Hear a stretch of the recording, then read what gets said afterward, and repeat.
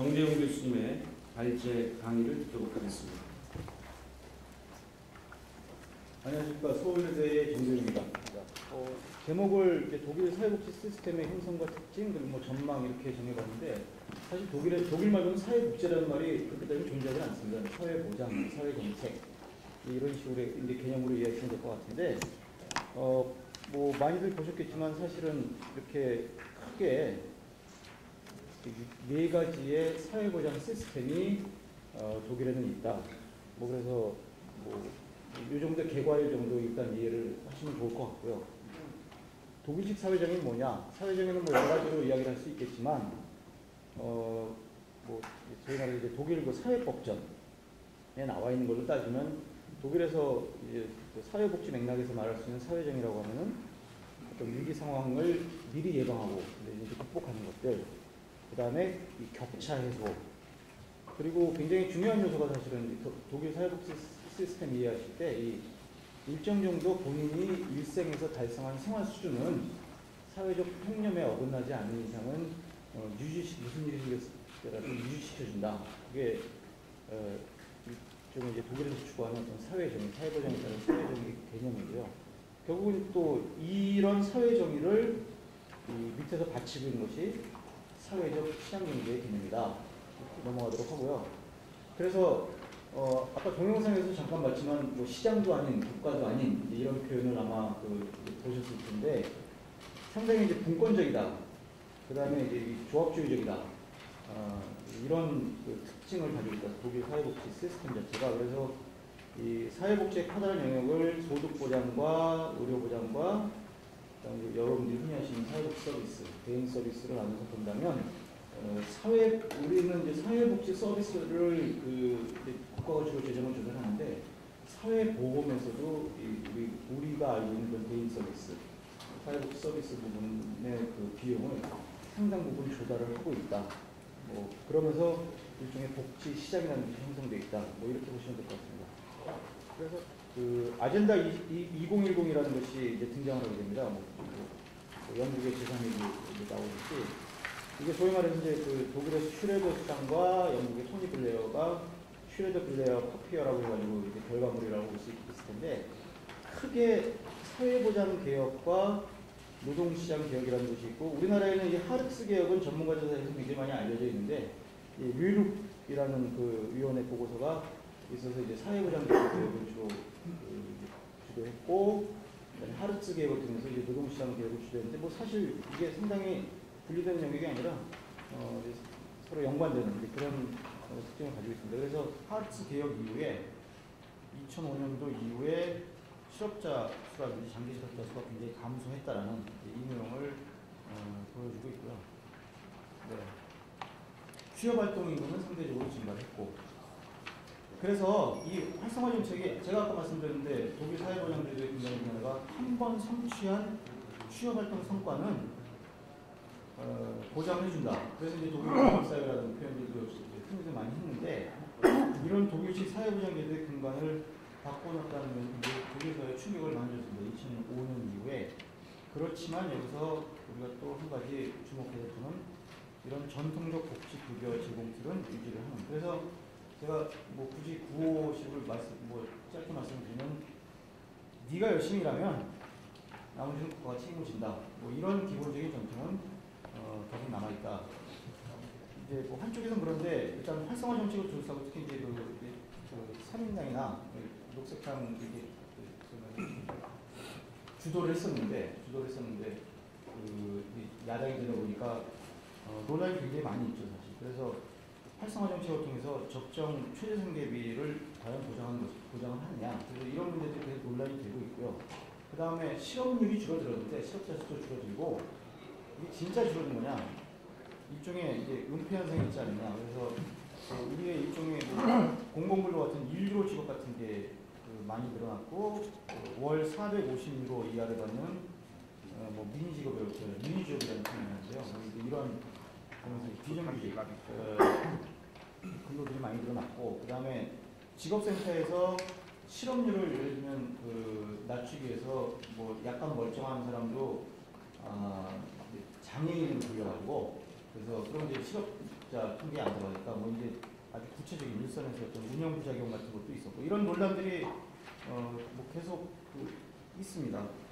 이런 논란들의 결국 이제 핵심은 고용의 질이 실업률 감소만큼 보장이 되고 있냐? 그거는 아니다. 전체적인 큰 그림을 그려보면 독일 복지국가의 지표라는 것이 일단 영향을 줄 수 있는 요소가 이 인구학적 변동, 그 다음에 세계화라고 표현했지만 사실 이제 유럽 중심의 세계화인데요. 이제 동유럽에서 많이 넘어온다든지, 근데 어쨌든 이게 고용 불안정을 가속화시키고 있죠. 뭐 구체적인 통계가 뭐 나오는 따른 좀 다르긴 하지만 현재 유럽에서 가장 많이 배우는 외국어가 유럽 사람들이 독일어다. 왜?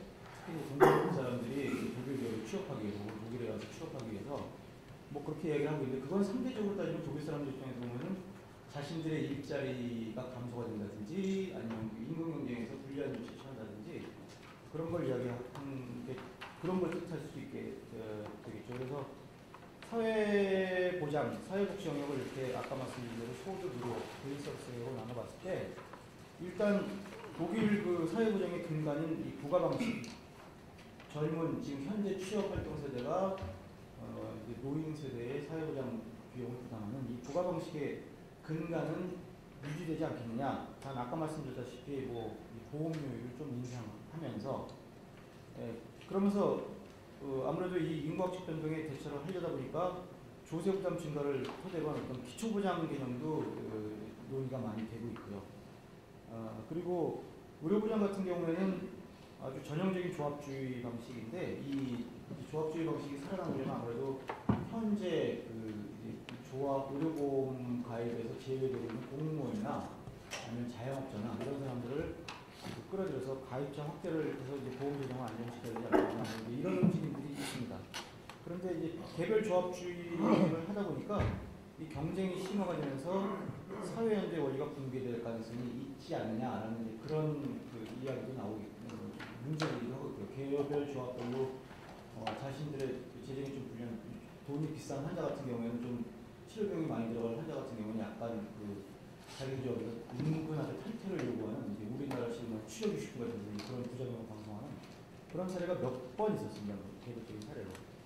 그리고 이제 대인 서비스, 사회복지 서비스 분야에서는 지금처럼 여전히 민간 비용률 중심의 복지 시장이 형성이 될 테고 전통적으로 이 사회복지 서비스는 특히 지방 정부가 비용을 많이 부담하고 그다음에 카리타스라든지 디아콘이라는 개신교와 천주교와 개신교의 민간 비용률 쪽에서 부담을 많이 했는데 이 연방 정부가 특히 요즘에 저출산 문제 때문에 아동 보육 중심으로 해서 연방 정부가 부담하는 비용이 증가하지 않겠느냐 이런 전망을 해봅니다. 근데 결과적으로요, 뭐 어느 나라든 공통적인 얘기가 되겠지만 결국은 누가 더 많이 부담할 것이냐, 결국 누가 더 많이 손해를 볼 것이냐, 뭐 이런 논쟁이 결국 독일에서도 지속이 되고 있고, 이때 그러면 뭐 결과적으로 따지면 젊은 세대가 조금 더 많이 부담하고 지금 뭐 노인 세대가 혜택을 많이 보고 있는 상황인데 지금까지 노인 세대가 보던 혜택을 조금 덜 보고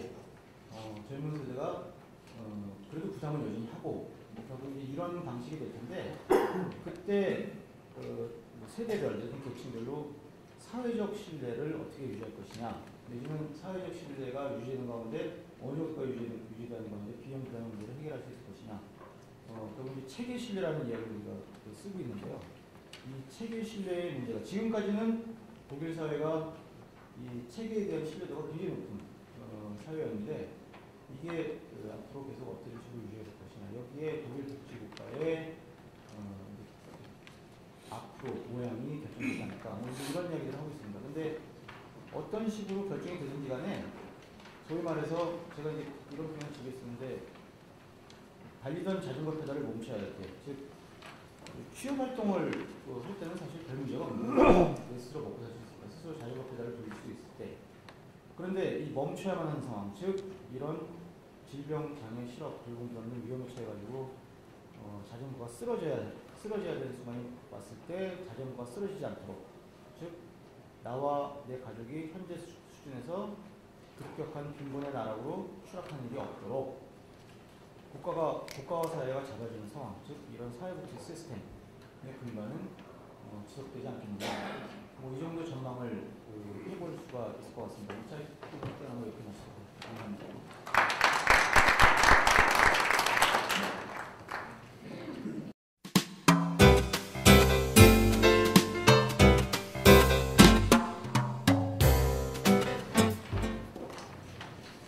예, 반갑습니다. 진짜 아침부터 이렇게 의원님들이 열심히 공부하시는 건 좀 언론에서 보도를 매일매일 좀 해줬으면 좋겠다는 생각이 듭니다. 제 토론은 그 독일 문제에 집중하기보다는 이 독일에서 우리가 어떤 함의를 끌어내서 대한민국의 발전 전략으로 가져다 쓸 수 있을 것인가, 그 교훈을 중심으로 얘기를 좀 해보려고 합니다. 근데 우리가 독일이 어떤 나라인지, 그리고 최근에 독일 개혁이 어떤 의미를 가지고 있는지를 보려면 독일만 보는 것보다는 그 독일과 비교할 수 있는 몇 가지 다른 유형의 전략들을 함께 보는 것이 독일의 특징이 더 두드러질 거기 때문에 비교 관점에서 말씀을 올리도록 하겠습니다. 먼저 본론으로 들어가기 전에 이 복지를 왜 해야 되는지, 그리고 이 복지 국가 전략이라고 했을 때 수정 자본주의라고 한다면 최근에 변화된 거시경제적 상황에 보다 맞는 그런 전략을 우리가 택해야 된다는 의미에서 한 양차 대전 이후에 선진 자본주의가 겪었던 전반적인 변화에서 얘기를 좀 꺼내는 것이 좋다라고 생각을 합니다. 기억을 해보시면 양차 대전 직후에 유럽이 이제 초토화됐고 그 이후에 이제 전 복구 경제를 통해서 50년대, 60년대, 70년대 서구 자본주의가 이른바 황금기를 경험하게 됩니다. 그래서 당시에 그 유럽에서 복지국가가 처음 생기기 시작했을 때의 상황을 우리가 기억을 해보면 고용은 다 완전 고용이고 성장도 뭐 거의 두 자릿수 성장을 선진국들이 다 영위하던 이런 시절에 만들어진 것이 서구의 복지국가다라고 우리가 정의를 할 수가 있을 겁니다. 그러던 황금기가 깨진 건 언제인지 기억을 하실 겁니다. 1973년 그리고 1979년에 두 차례 오일 쇼크를 경험을 했습니다. 오일 쇼크라는 것의 의미는 적어도 제가 해석하기로는 50년대, 60년대 서구 자본주의가 황금기를 겪었던 것은 결국 그 아랍 지역에서 기름을 무지무지 싸게 가져다가 쓸 수 있었기 때문에 그런 성장을 했었다고 본다면, 비로소 이제 오일 쇼크를 경험하면서 기름값이 나름 정상화되기 시작했고, 그리고 기름값이 비싸지고 나니까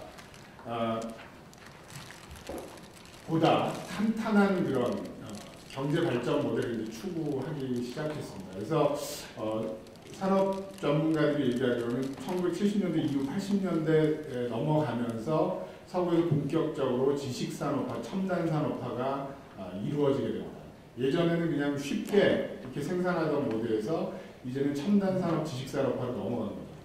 근데 이게 첨단산업화, 지식산업화 그러면 굉장히 좋은 뉘앙스로 들리지만 그 산업이 첨단화되고 지식 중심으로 갈 때 어두운 그림자가 있습니다. 그게 바로 동반 없는 성장, 일자리 없는 성장으로 이어질 수밖에 없다는 겁니다. 우리가 현대 기아차나 삼성 반도체가 보면 사람이 별로 필요하지 않다는 걸 우리가 쉽게 알 수 있죠. 거의 기계가 하고 또 컴퓨터로 해야지 이게 불량률도 낮고 이런 것이 이제 첨단 기술, 지식산업화라고 얘기를 할 수 있을 겁니다. 자본주의의 성장은 계속됐지만 이제 사람 자체가 필요하지 않은 상황이 되어버렸다는 겁니다. 이게 바로 근자에 우리가 목도하고 있는 서구 자본주의의 전반적인 그 국가 경영 전략상의 위기다라고 얘기를 할 수 있을 것 같고, 한국도 이 비슷한 상황에 지금 처해 있다라고 본다면 서구 복지 국가들이 변화된 거시경제 상황에서 어떠한 적응을 하려고 했는가라는 점에서 최근의 독일 개혁도 살펴보는 게 좋을 것 같습니다. 전반적으로 보자면 그 서구의 복지국가 전략은 크게 봐서 세 가지 유형으로 나누어집니다. 첫 번째는 공공구조형이라고 해서 아주 세금도 상대적으로 적게 얻으면서 가난한 사람들에게만 복지를 주는 그런 모형입니다. 이게 대표적으로 앵글로색슨 국가들, 영국이나 미국, 특히 미국 같은 경우가 여기 속하고요. 두 번째는 주로 노동시장에 참여하는 사람들에게 사회보험 방식으로 복지를 곁들여서 주는, 이게 바로 이제 대표적으로 프랑스나 독일 같은 대륙 유럽 국가들이 여기 속합니다. 그리고 마지막으로는 북유럽 국가들이 여기에 속합니다. 사회 서비스 강화형이라고 해서 전 국민을 대상으로 이 사회 서비스 방식으로 앞에 나온 공공구조형, 특히 이제 사회보험형 같은 경우 주로 현금성 복지를 강화했다면 이 사회 서비스 강화형 북유럽 전략에서는 사회 서비스라는 방식으로 똑같은 복지 욕구가 있으면 돈으로 주는 것이 아니라 서비스로 주는 모형으로 발달해 왔다라는 걸 우리가 살펴볼 수가 있습니다. 근데 재밌는 것은 우리가 흔히 신자유주의 경제학에서는 복지를 너무 많이 하면 혹은 복지를 하면 뭐 복지병, 유럽병에 걸린다라는 얘기들을 많이 합니다. 그러니까 그 가장 기본적인 이유는 호주머니에 돈이 늘어나면 사람들이 일을 안 하게 게을러질 거라는 그런 이제 관념들이고요.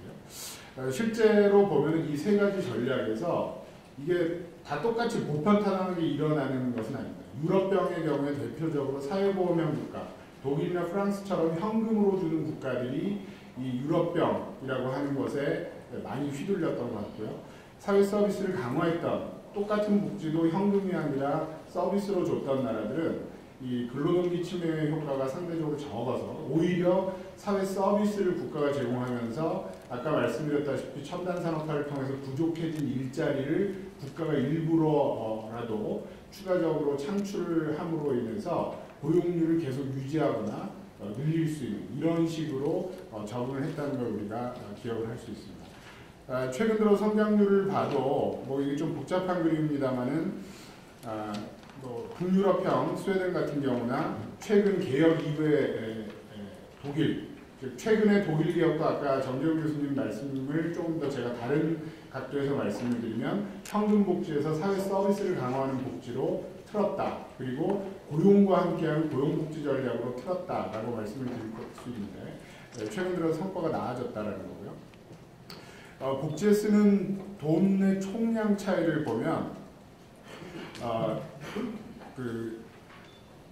독일 같은 경우에 한 중간 정도, 그러니까 영국이나 스웨덴의 한 중간 정도를 쓰고 있다라는 것을 우리가 확인을 할 수가 있고요. 근데 이 복지의 돈을 얼마 쓰는가보다 더 중요한 문제가 방금 제가 말씀드렸다시피 현금보다는 사회 서비스로 더 많이 쓸 때 경제적 성과가 좋을 수 있다. 특히 일자리 창출, 고용을 높이는 효과가 있다라고 본다면 그 사회 서비스 지출 비중이 얼마나 되느냐를 우리가 비교를 해보면 좋을 것 같은데요. 영미형이나 북유럽형은 똑같은 복지 중에서도 사회 서비스의 비중이 상대적으로 높습니다. 그런데 프랑스나 독일 같은 경우에는 영미형이나 북유럽형에 비해서 사회 서비스 비중이 굉장히 낮다는 걸 확인을 할 수가 있고요. 이게 바로 최근에 독일 같은 경우에 사회 서비스를 더 늘리는 방식으로 변화를 한 그림도 여기서 우리가 확인을 할 수 있습니다. 자, 이 결과 아까 잠깐 말씀하셨지만 뭐 실업은 앞에서 보이셨기 때문에 제가 뺐고요. 독일 같은 경우 이 네모로 되어 있는 선인데 최근에 보시면 2003년 아젠다 2010 이후에 즉 고용 중심의 사회 서비스 복지로 개혁을 한 이후에 총 고용률이 상당히 올라가는 걸 볼 수가 있습니다. 특히 이 중에 가장 중요한 것이 여성 고용이 굉장히 늘었다는 거고요.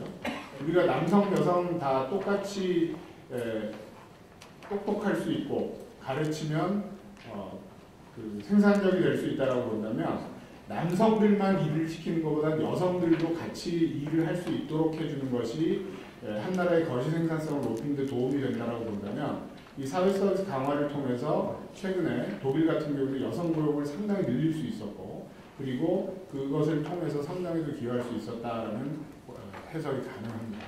특히 여성 고용이 최근에 굉장히 치솟은 이것 때문에라도 독일의 여성 경제활동 참여율이 높아지면서 오히려 전체적으로 잘 살게 되었다라는 그런 해석도 우리가 할 수 있는 겁니다. 최근에 독일도 사실 독일 고용이라는 것은 전통적으로 별로 성공적인 복지국가 전략은 아니었습니다.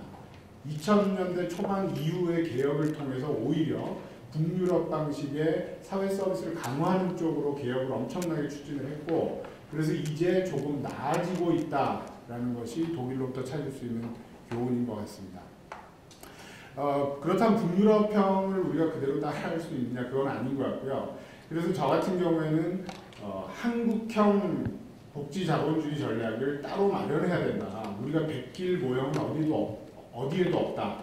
특히 복지국가의 경우는 그렇다라고 강조해서 말씀을 드리고 싶고요.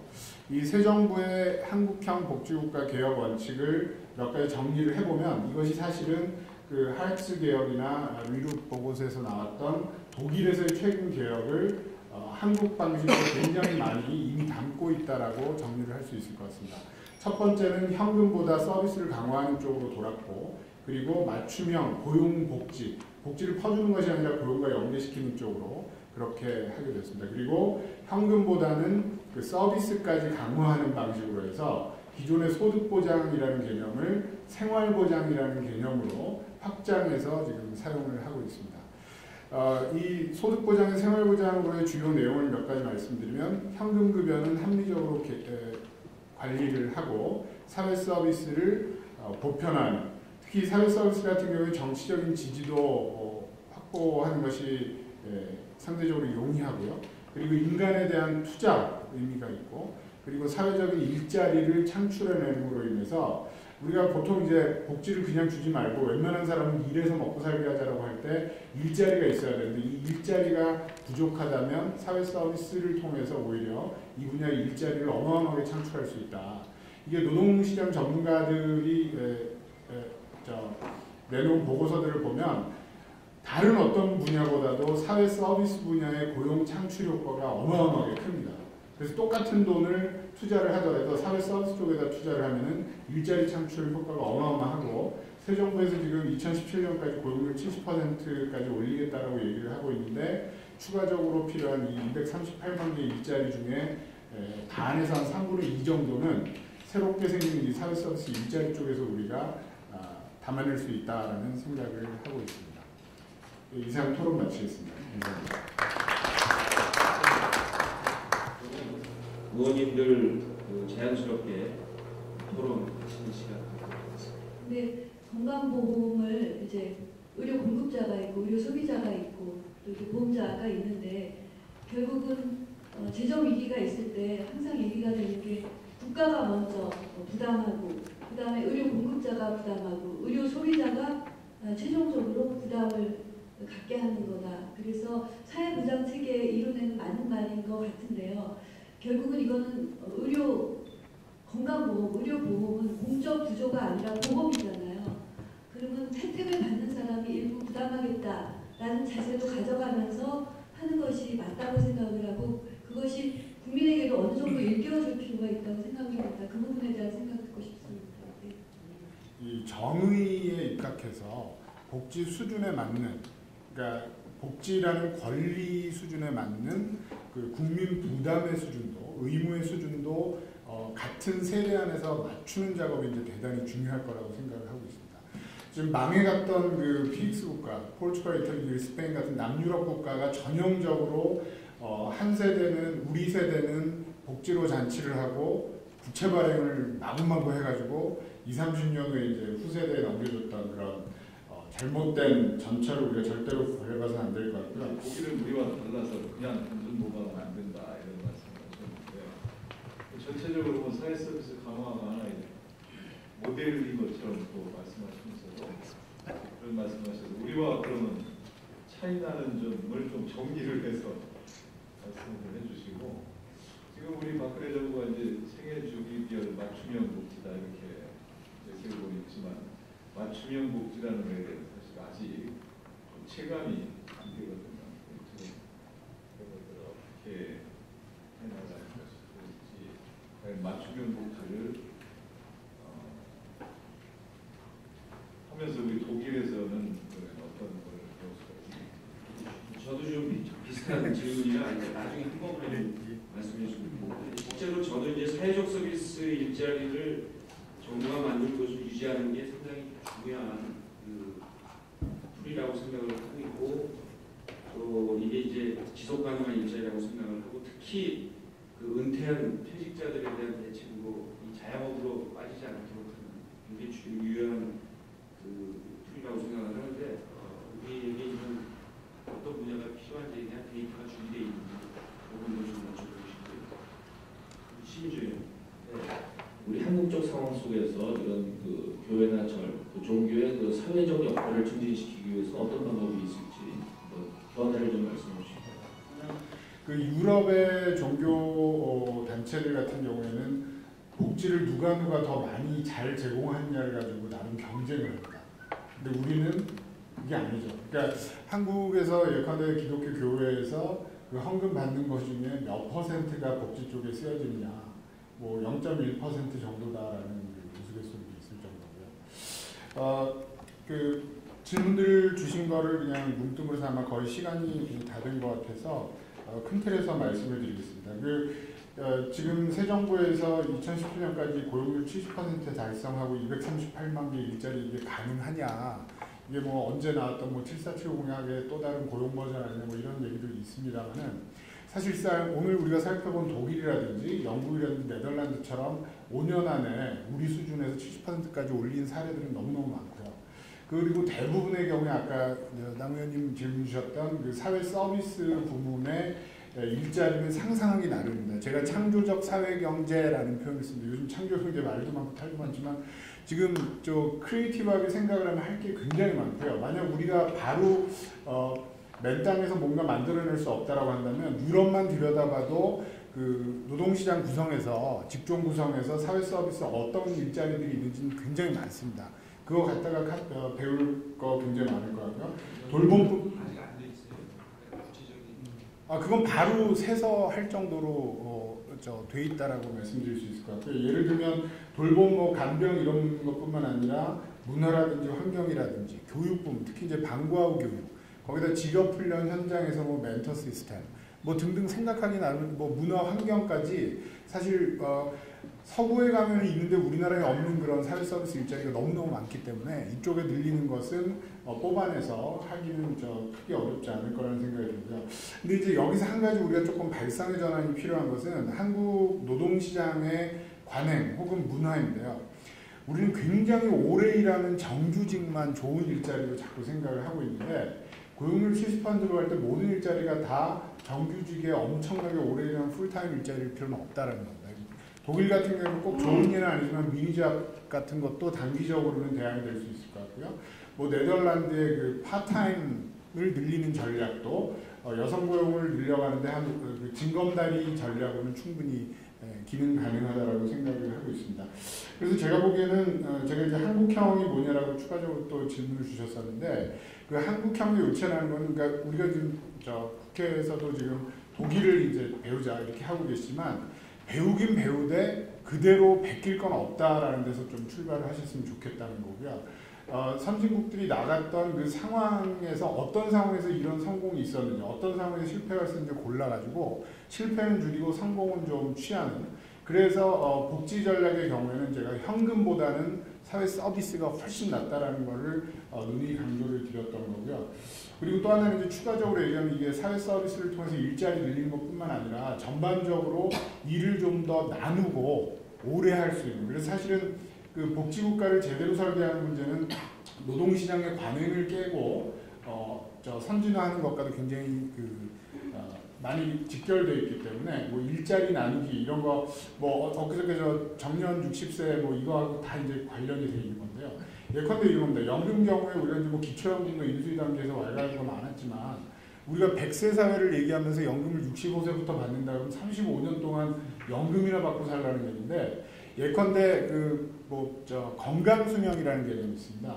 그래서 건강하게 살 수 있는 수명 정도까지는 혹은 개인에 따라서 좀 다르겠지만 그 장애 정도가 되지 않는다 그러면 노동 시간을 줄이긴 줄이되 예컨대 100세 사회면 저 같은 경우는 90세까지는 일을 하도록 시스템을 만들어주는 게 중요한 거지 연금을 얼마 줄까만 가지고 얘기하는 것은 좀 아니다. 그래서 일을 먼저 할 수 있게끔 일자리를 만들어드리고 그리고 웬만하면 일을 더 오랫동안 할 수 있는 쪽으로 시스템 개혁을 해가는 데서 저는 한국형 전략의 요체가 있다고 생각을 하고 있습니다.